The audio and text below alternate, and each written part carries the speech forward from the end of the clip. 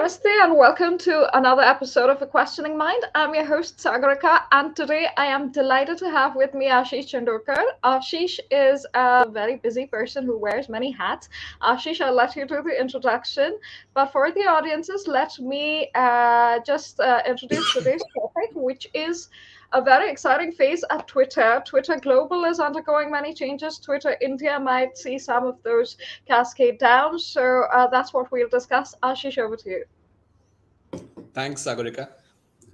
So firstly, thanks for having me. I've been listening to some of your episodes, and it's always kind of good to get different perspectives on economy, geopolitics from people, commentators who have been using Twitter basically, right? And you've been inviting them for several conversations. So I think good to be here. I've been writing on public policy, currently working in the government as a lateral entrant for a 3-year term.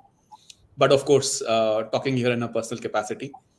And, we'll cover some of the recent topics, as you said. Sure. So Ashish has an excellent background in research as well. So we can expect that most of his discussions come from very nuanced positions. So Ashish, my first question is, what do you think of the ongoing turmoil at Twitter Global? So kind of interesting, right? Like once you can start doing a commentary on what's happening on Twitter, but things might change overnight. So things are changing so fast that it is really difficult to decipher exactly what direction the platform is taking. I've said this in the past that free speech, which was the let's say the platform on which Elon Musk wanted to buy Twitter. It was a very complex topic because how people interpret the concept in different countries and different societies. There are, of course, rules and regulations, including those in India, on what speech is allowed, right? So what speech is free. And hence, it was always going to be a very problematic case for anyone to deal with it. And almost also sympathize with some of the past situations which Twitter would have faced, right? With so much pressures, like apparently, as the Twitter file suggests, there was pressure from the US government. So it's kind of only now that these things are coming out as to how difficult it would have been to operate a platform like that. And so I think my sense is that Musk has tweeted that he will resign as a CEO once he finds someone stupid enough to run the platform. But it's not going to be very easy in terms of creating like a global definition of what works on the platform. Right. What could have been or should have been the approach ideally would be that you look at the country specific rules and regulations and you abide by them in the countries in which you're operating. Of course, Musk started this with a very US focused lens, right? So he has not even started to grapple with the situation in other countries. He's still he's kind of drowned out by the US noise itself. So I'm not sure at what point would he look into what's happening elsewhere. But looks like it's a very tumultuous future, which is a sad thing because it's a great platform and there's a lot to learn on Twitter if you follow the right people and kind of engage in the right type of discourse. So I'm a little let's say skeptical and also sad because of that reason, because it's a platform which has added a lot of value to a lot of us over the years. So let's just hope that some way of making it operational across countries in the right way is found. That's very interesting because, typically after he's taken over in some circles, we had the whole Twitter's going to die tomorrow and I'm going to quit Twitter. We had that entire phase for that lasted about 3 days and then it just went away like the Y2K and the world ending. It just passed and Twitter's still alive and running. But there have been 8 Twitter files released after that by different journalists who are working with the Elon Musk administration at Twitter. We've discovered that I think one of the differences is that when you mention free speech, America actually has a law. It's a legal system that does not allow government interference in controlling speech. So in that sense, with the government attempting to control mass speech through Twitter, was the big deal in regards with the US context. Now, with regards to other countries, I think it would be very interesting to see how that pans out. But like you said, there's so many other restrictions that they have to work with. But in terms of the technological improvements, do you see any in Twitter? Uh, I'm not even sure if that was a very important thing. I mean, of course, Musk has a view of the monetization of Twitter, and he's been focused on that, which is fine. It's a company decision in terms of what they want to, I mean, how they want to, make money. In fact, it's a sad thing that the creators on Twitter don't earn any money, unlike, let's say, on other platforms, right? Say YouTube or Instagram, which platforms which are, or Facebook via advertising. So platforms which are more focused towards rewarding the creators. But that's not been the case on Twitter from start, and which is why this whole idea of influencers comes into play, and the essentially the monetization is happening outside the platform in different ways, right? So which is not really useful for the platform itself. There are like two issues here. One is like, can Twitter die, and two, if will people leave Twitter, right? So I had written an article on the second one to say that it is very difficult for people to leave Twitter, even if they say so every day on Twitter, usually that, I will go, but it's not really very easy, because the platform has got some very unique network effects. There are, uh, there are people who are very, very focused on specific domains, and you kind of get a very global perspective, right? So one argument could be that, okay, if there's a platform in your own country, would you use it? Sure, you can use it for specific reasons, but let's say if I want to follow, say, international football, and that's not being talked about on the platform in India, then it becomes difficult, right? And the time for any user is finite. You cannot say that, okay, I will follow the Indian current affairs on platform A and everything else on Twitter.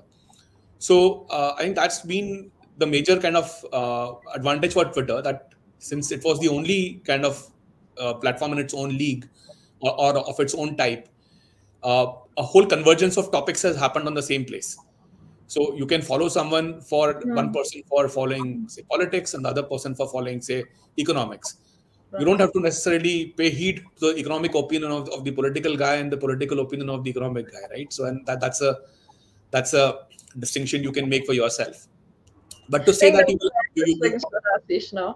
That's a rare distinction that you and I might sometimes make, but the halo effect is very real, especially on Twitter.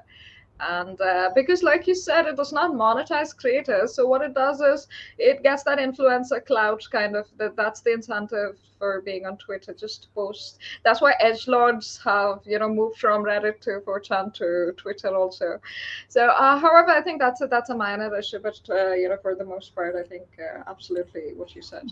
no, it's very integral to the Twitter behavior, of course, that users want clout because they are not getting anything else from Twitter. So they are essentially for, I mean, Right. it's a statement of, let's say, personal influence, or perceived personal influence.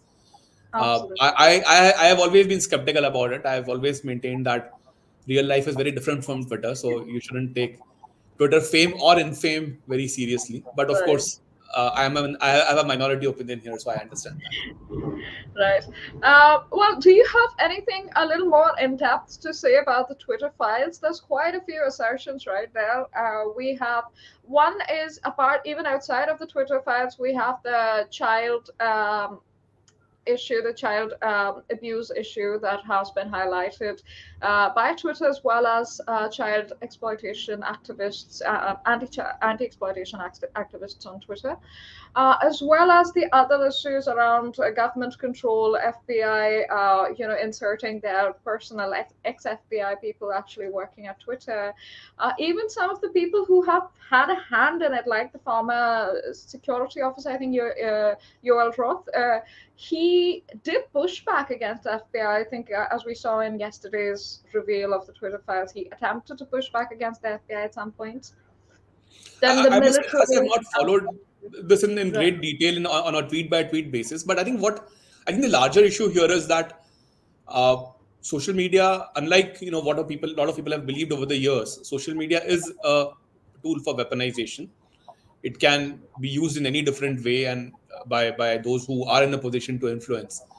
Mm. So in that sense, it's not easy for, let's say, any I mean, there's always organic support for a type of a cause, or could be the cause that you believe in, right? But then uh, what else is happening behind the scenes? uh, I think that transparency kind of comes in question, and it will continue to be an issue because, of course, it's much more visible. I'm sure that was also the case for media and the conventional media, just that we didn't hear about it because we were not involved personally. It was like, you were detached from the production side of that content, was very different from the consumption side.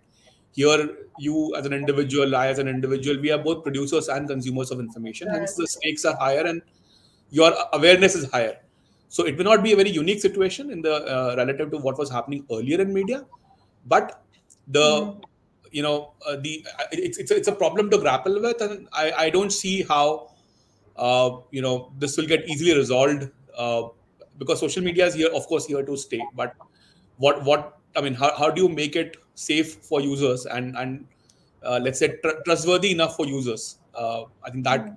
is a difficult question, and I think that would be my takeaway. I mean, I don't know about the specifics of the cases being alleged. I think it will be we have to wait and watch. US has its own legal processes and judicial processes, so it may take a few years to understand, what exactly has transpired beyond the tweet threads that are being put up.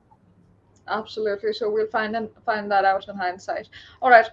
So one question that I actually had was, what is the importance of Twitter for India in terms of innovation? Because it's a very popular platform, and I will say, like you said, the world does not reside on Twitter, but a large number of a large number of Indian elites are on Twitter. A large number of policymakers are on Twitter. Is that a way for technology to somehow take their discourses forward, or how does this pan out for tech in India? My view is that Twitter is fairly important for the public discourse, and it may not be reflected in the number of users. For Mm. example, I had read a report on Statista that Twitter was only the 15th largest platform in the world if you looked at the DAUs, or rather MAUs. I mean, this was, I think, 2 3 months back.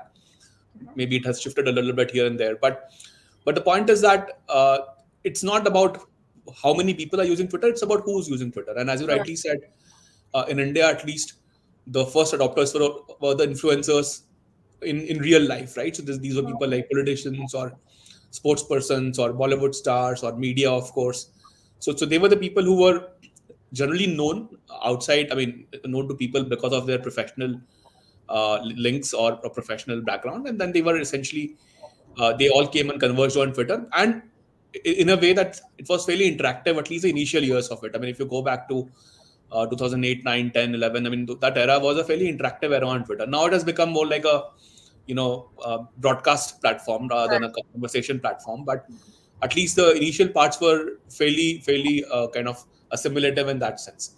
So it tried to, I mean, it at least gave the illusion that it was breaking boundaries between those who you wanted to know more about and you as a user.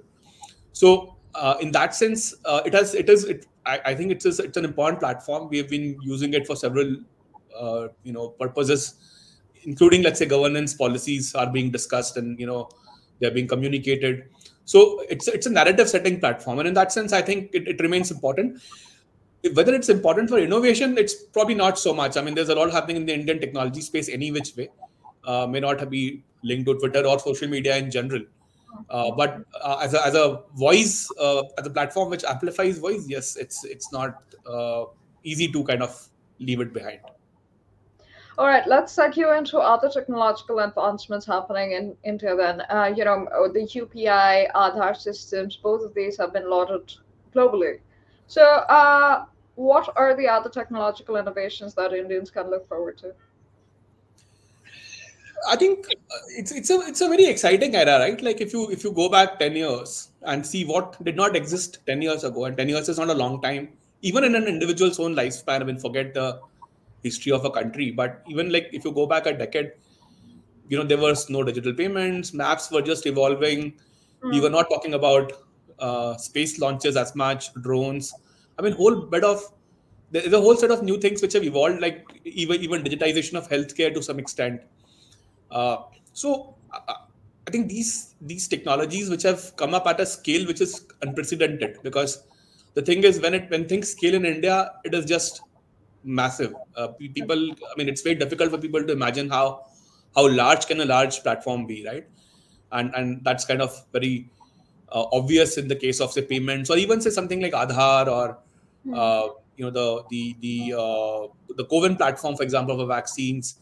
The kind of tracking which these platforms can do is humongous.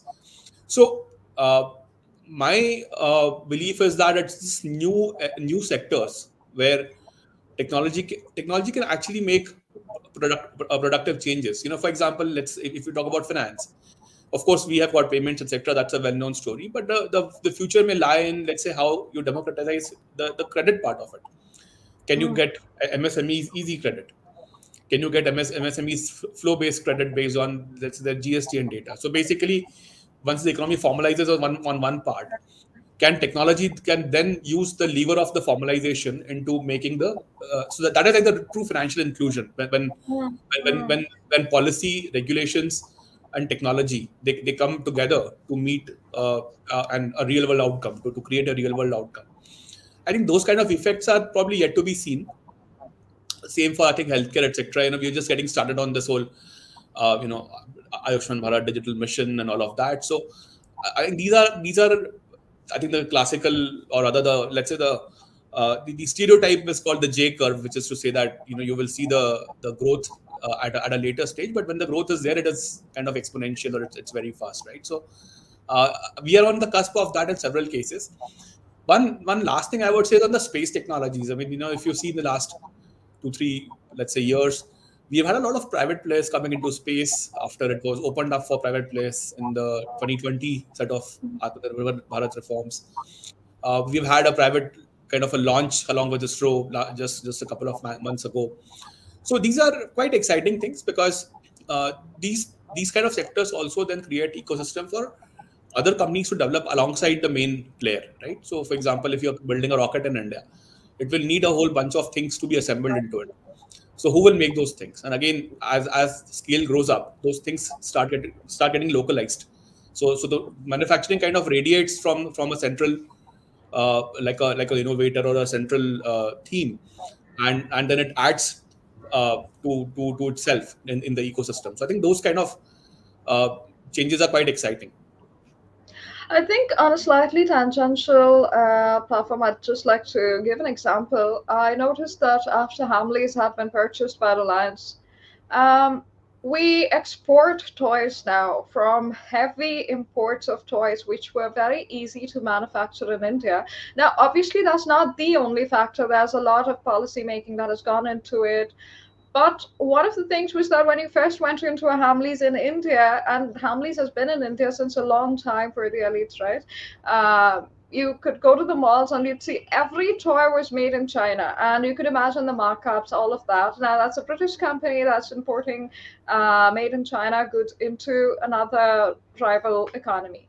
And that has completely changed. Now Hamleys is Indian owned with Indian manufactured goods, and that's making an impact on India's economy, a massive impact. So similarly, now if you scale that up to space technology, the impact is unbelievably huge. Similarly, if healthcare, like you mentioned, the vaccine success story, and despite the disappointment of the pandemic, of course, the vaccine story in itself in India was quite a success. So, what do you think contributed to it?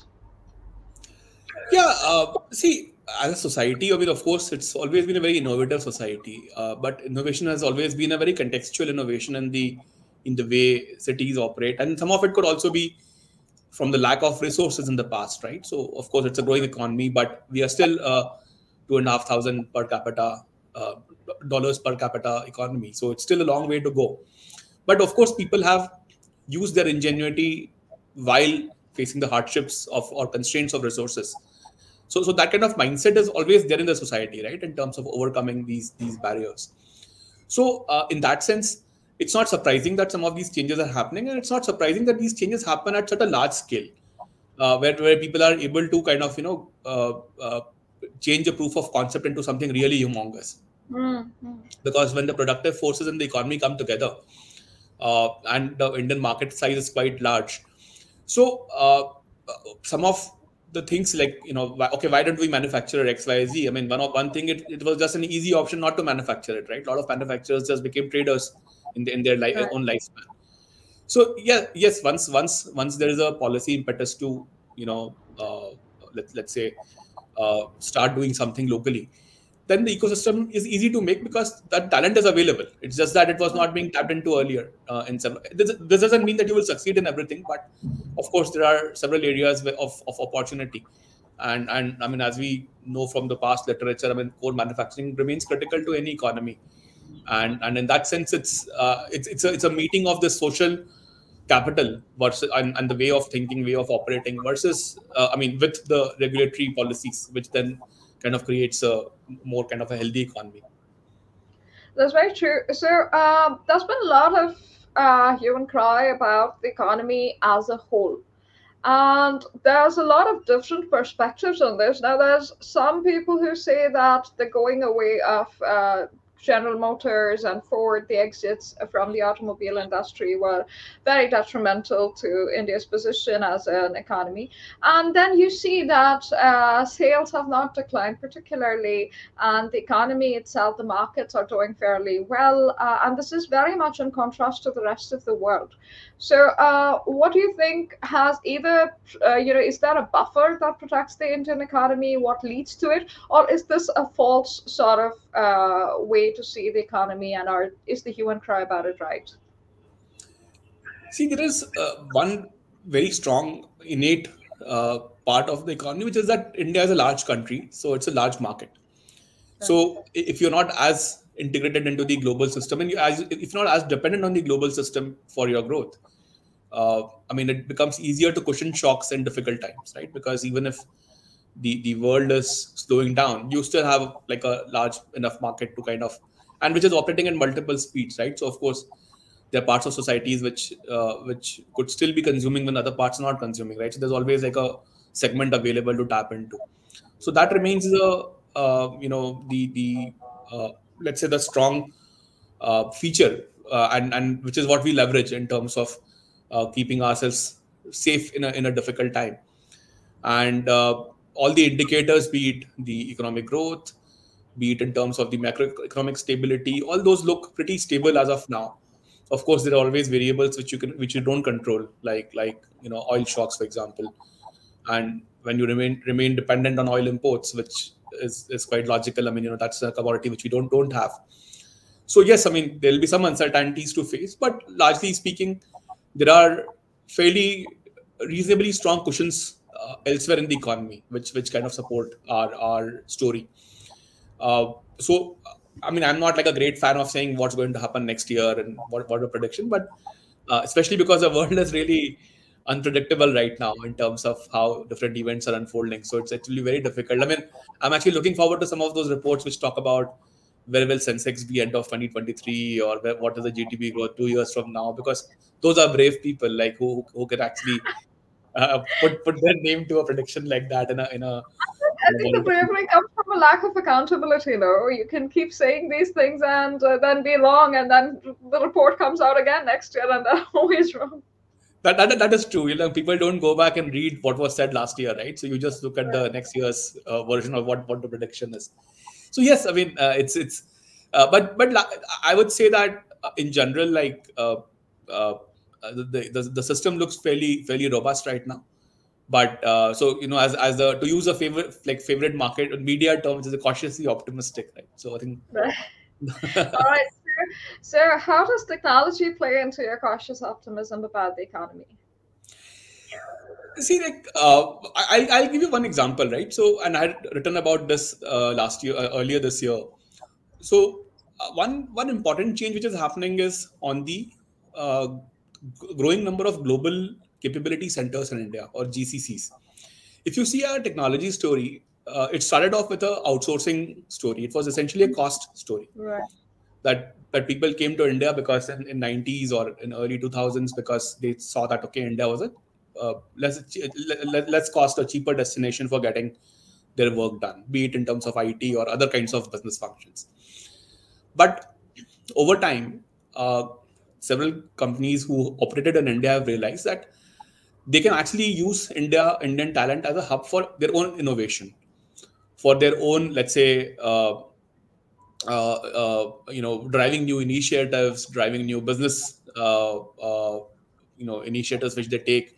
So that can also happen out of India. So if you see what used to be called the captive centers, for in the earlier kind of era, we used to know them by captives as a term.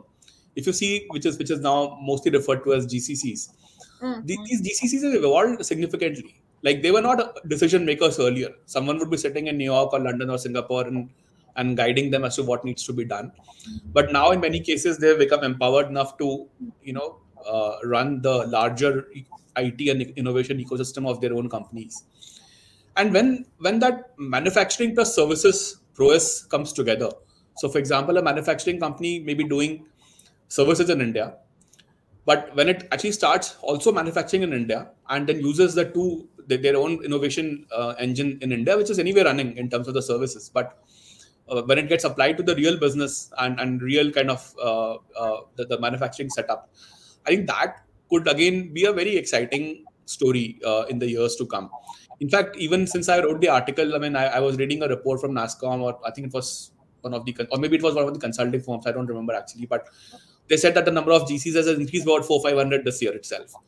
So more and more companies are seeing value in setting up their own set. And by the way, none of this has halted the growth of the Indian IT industry, right? So this is actually over and above what the IT industry was anyway doing, which means that the once you attain a certain scale and a certain reputation in a given domain, it itself becomes like a big moat for the industry, right? And I think that this is I think one area which I really hope that uh, gives India a very unique kind of a positioning relative to other economies, and could be a very also that it's a high wage industry compared to let's say the rest of the economy. So that has got its own advantages as well. I was actually going to ask you about the uniqueness of it. Now, you've had a lot of global exposure, international exposure. Do you see this same thing being replicated in other countries that we use as cost centers? So just from a IT services or professional services in general, I think the model which we have is reasonably unique. I don't see a very like near competitor in that sense, especially because the scale plus the accessibility. I mean, the integration with the key markets, plus the fact that there's a kind of a culture of that services economy in India. I mean, I don't see a very kind of a near immediate competition. Of course, several countries have got their own strengths in terms of what they do. But like, can someone else replicate it 100%? Maybe not. I would not kind of bet on it. So in that sense, we have got a fairly good story going.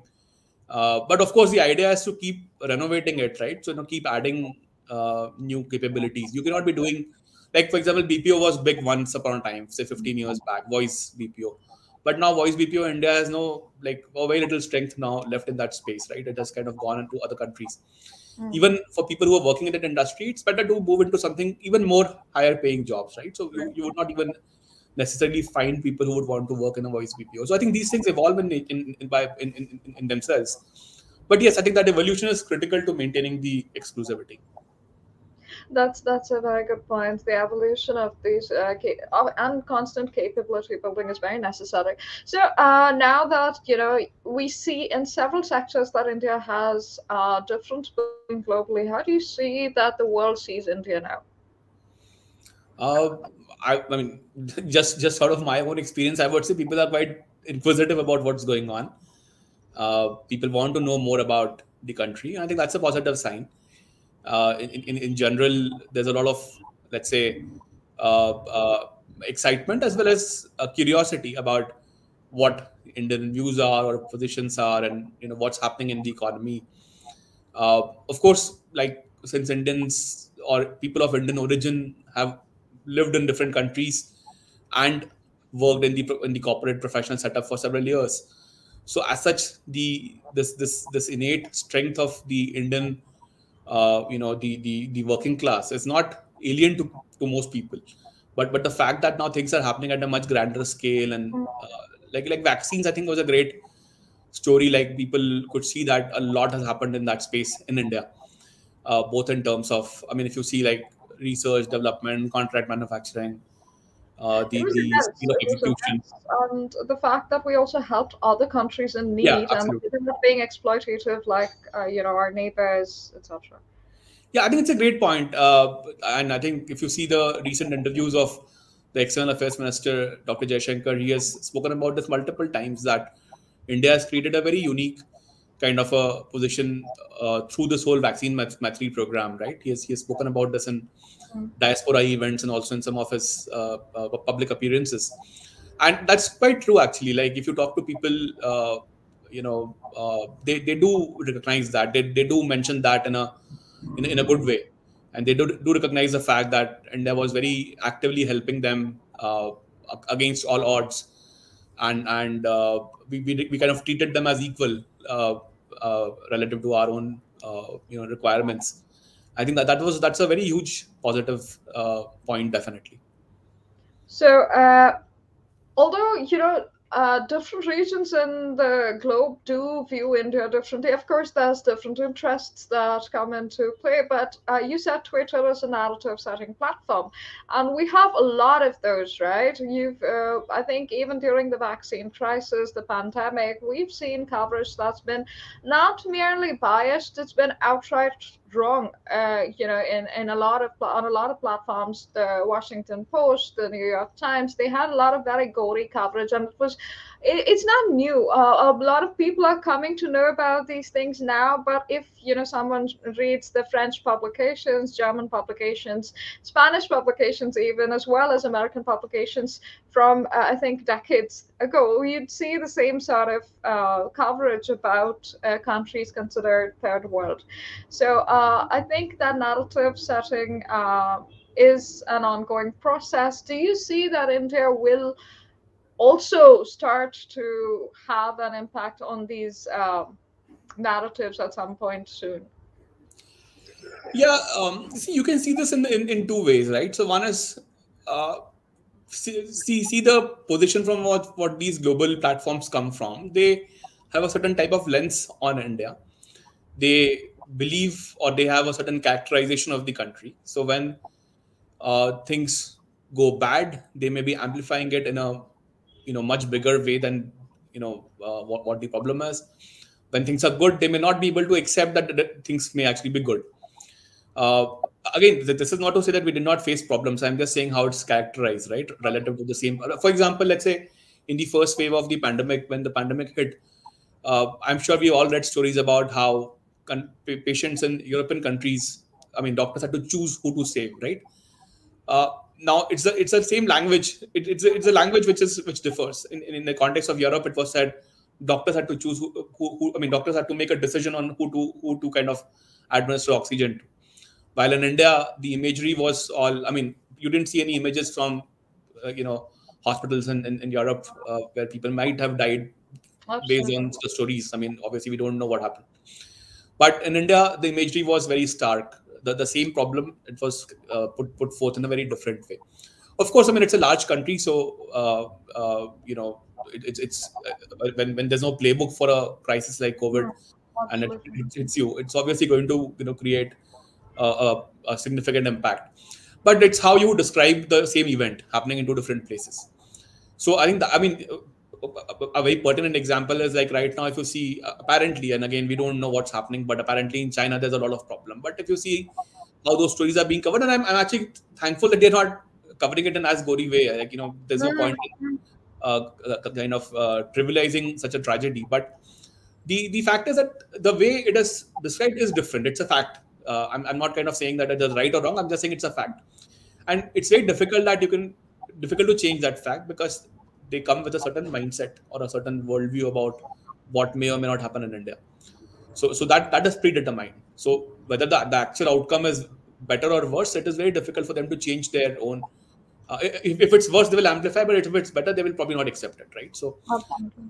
and I think that is where the challenge is. So when people say that, well, someone should not write something, I don't think it works like that. They are going to write what they want to write. The real change which can happen is like you start writing what you think. I Absolutely. mean, Absolutely. you start taking your lens on what's happening in the world, Mm, and describe the events in the way that you understand them from your perspective, right?